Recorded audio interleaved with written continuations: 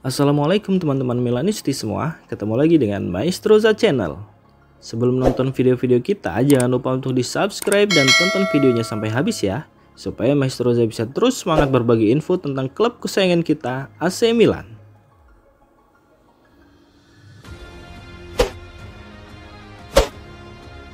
Absennya Theo Hernandez dan dilema bek kiri AC Milan. AC Milan harus menghadapi dua pertandingan penting melawan Udinese dan Bologna tanpa kehadiran Theo Hernandez yang absen karena skorsing. Sesuatu yang harus membuat manajemen khususnya pelatih Rossoneri kembali mempertimbangkan opsi pengganti di posisi bek kiri. Saat ini Paulo Fonseca memiliki dua opsi untuk mengisi posisi yang ditinggalkan oleh Theo Hernandez, yakni Filippo Terracchiano dan Alex Jimenez. Namun yang jadi masalah adalah keduanya baru mendapatkan sedikit waktu bermain, sehingga situasi ini jauh dari ideal. Kondisi yang membuat Milan harus cepat menemukan solusi yang tepat agar tidak merugikan performa tim di kedua laga tersebut. Absennya Theo Hernandez ini tentu memicu Milan untuk lebih serius dalam mencari pengganti bek kiri, baik untuk jangka pendek maupun jangka panjang. Dengan tantangan menghadapi Udinese dan Bologna tanpa bek andalan, keputusan Paulo Fonseca dan potensi perekrutan pemain baru di bulan Januari akan sangat krusial bagi AC Milan. 100 hari Paulo Fonseca di AC Milan. Paulo Fonseca telah genap 100 hari menjabat sebagai pelatih kepala AC Milan. Dalam rentang waktu tersebut, berbagai drama dan tantangan telah mewarnai perjalanan Rossoneri di bawah asuhannya.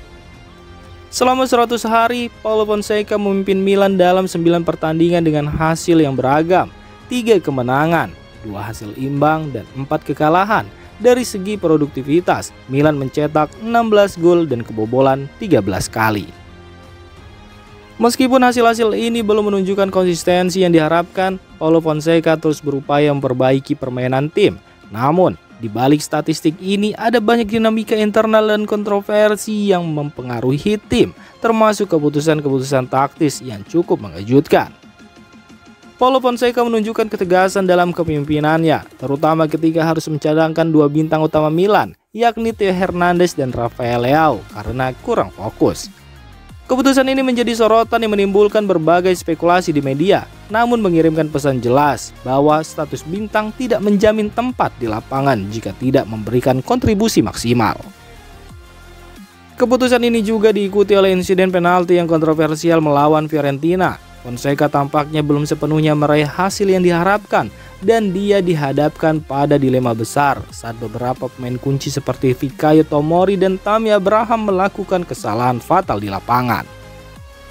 Fonseca memulai tugasnya di Milan dengan filosofi penguasaan bola dan tekanan tinggi. Namun serangkaian hasil buruk melawan Parma dan Lazio memaksanya untuk mengadopsi pendekatan yang lebih konservatif. Gaya permainan berbasis posisi tetap menjadi identitas timnya, tetapi perubahan dalam agresi dan pengambilan risiko mulai terlihat.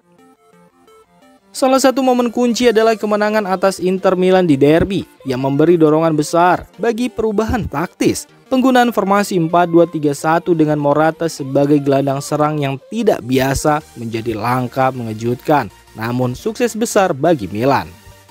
Namun pertanyaan besar kini adalah apakah Paulo Fonseca akan tetap setia pada pendekatan ini atau kembali ke rencana semula.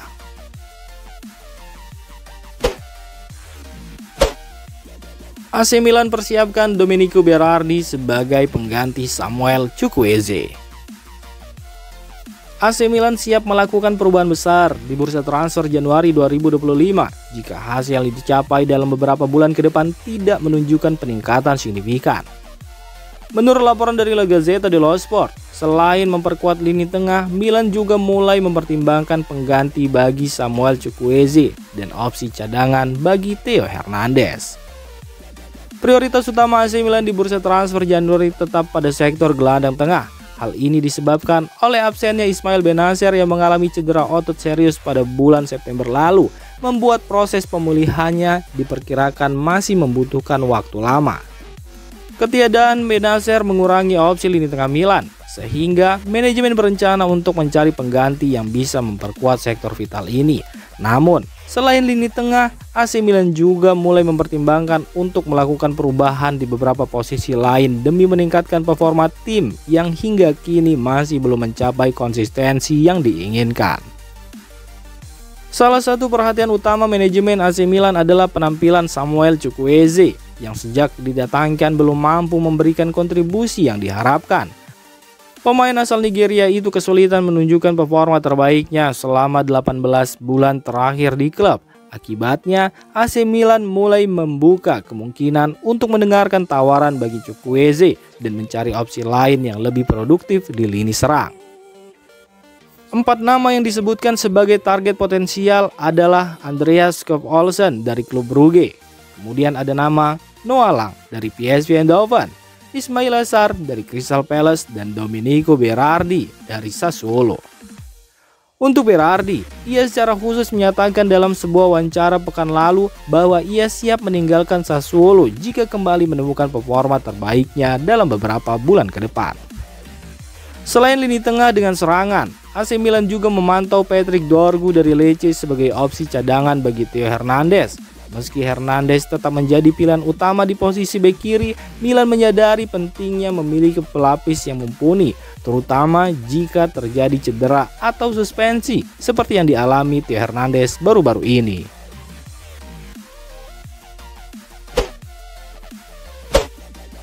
AC Milan kembali dihadapkan masalah kekurangan pemain Italia di dalam skuad. AC Milan sedang menghadapi masalah yang semakin serius terkait kurangnya pemain Italia di dalam skuadnya. Dalam beberapa pertandingan musim ini, Milan sering menurunkan susunan pemain dengan hanya satu pemain Italia di starting 11, yang biasanya adalah Davide Calabria atau Matteo Gabbia. Masalah ini bisa berdampak besar pada kelangsungan kompetisi Milan, terutama dengan adanya peraturan yang mengharuskan jumlah pemain lokal di dalam skuad. Peraturan Serie A dan Liga Champions mewajibkan setiap klub memiliki sejumlah pemain yang berbentuk di akademi lokal dan di klub Italia lainnya. Setiap tim diharuskan memiliki 4 slot untuk masing-masing kriteria tersebut. Ini menjadi tantangan besar bagi AC Milan, mengingat pemain Italia dalam skuadnya saat ini sangat terbatas. Saat ini AC Milan hanya memiliki 2 pemain yang dibentuk di akademi klub, yaitu Davide Calabria dan Matteo Gabbia. Selain itu, Marco Sportiello dan Alessandro Florenzi yang dibentuk di klub Italia lainnya juga tidak bisa diandalkan karena keduanya sedang mengalami cedera jangka panjang.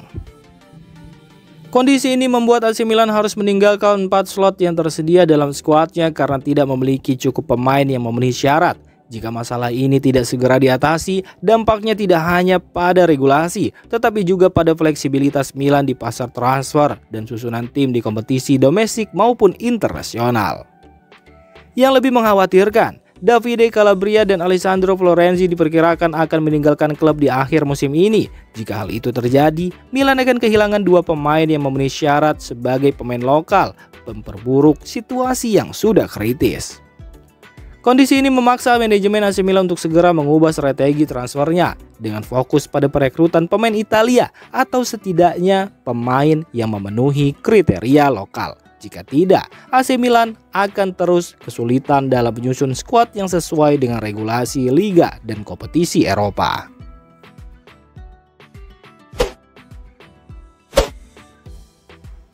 Demikian informasi dunia sepak bola terupdate hari ini. Untuk kamu yang gak mau ketinggalan seputar informasi sepak bola Eropa, silahkan like, subscribe, dan share video ini. Terima kasih.